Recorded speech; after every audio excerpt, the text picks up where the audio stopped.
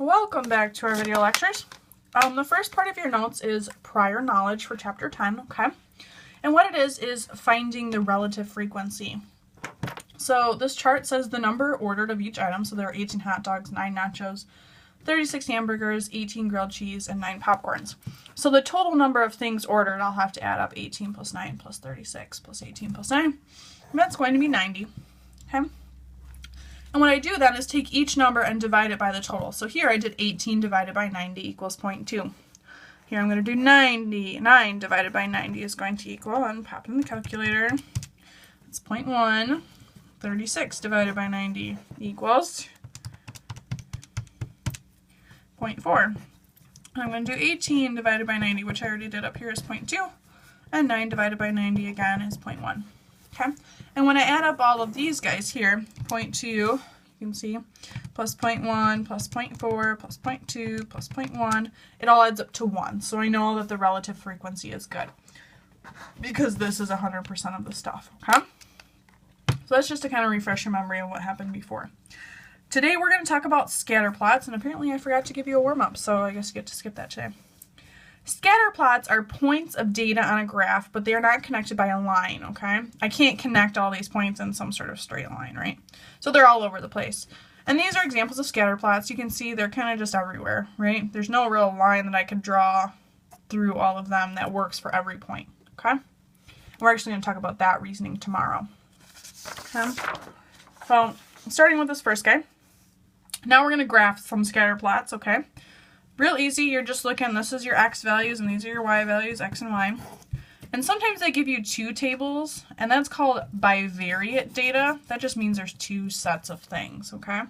So this data is the angle of incline, like someone's riding a bike and they're going up an angle of incline, and this is the speed they're going. So when the incline is 6, they're going 4.6 miles per hour. But when it's an angle of 12, they're only going 2 miles per hour, or whatever speed it is that they're at, okay?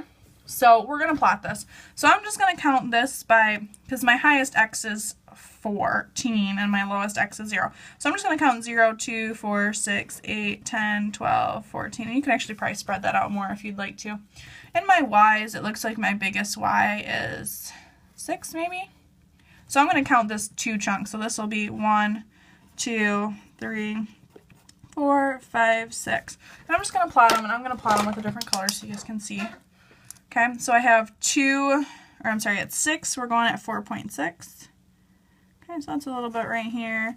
12, we're going at 2 here. 4, we're going at 5.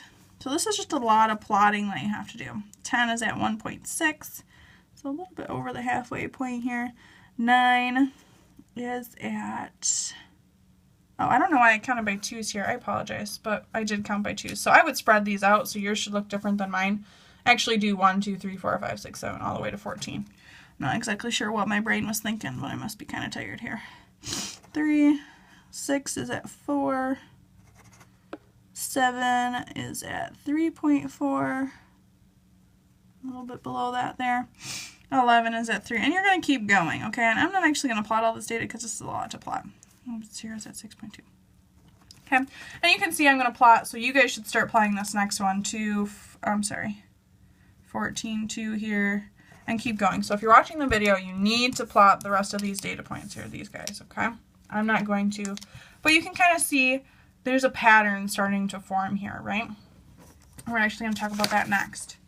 So this one, I want you to try on your own. Again, I would just label this. So my x's are going from 100 to through 600, it looks like. So I would do 100, 200, 300, 400, 500, 600. And then this looks like 15 looks like the smallest, or 13 is the smallest here, up to like 25. So I would just kind of make this little squiggle thing, and that means that you're jumping. So I would do 13, 14, 15, 16, 17, 18, 19, 20, 21, 22, and go all the way up to 27, because 27 is actually a bigger number. So make them all fit, and I'll have you plot them again, okay? So you are plotting them. For those of you who don't listen to the video, you are plotting them yourself.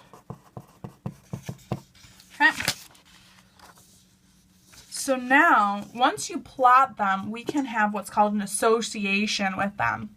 So a strong association is if the data is strong enough association that you can tell if the pattern is linear, nonlinear, and positive and negative. So if I look at this, I can see that they're all really close together. I can see the line. This is a straight line, right? And it's positive because it's going up. So remember, a positive graph looks like this. A negative graph looks like this. Linear looks like a line, right? And nonlinear is some sort of curve, okay? So this one's positive. If I looked at a line like this with all the different dots around it, this would be a negative one, okay? A weak association would be like this one. You can kind of see a straight line, but it could also be curvy, so it's really hard to tell which one it is, okay? But there's some association there. No association means it's all over the place. There could be a line here, there could be a line here, and it would mean the same thing, okay? So your exit slip is just establish what kind of association does this graph have. Your homework is number 1 through 7 all. Okay, this shouldn't be too bad. Have a wonderful day. Bye-bye.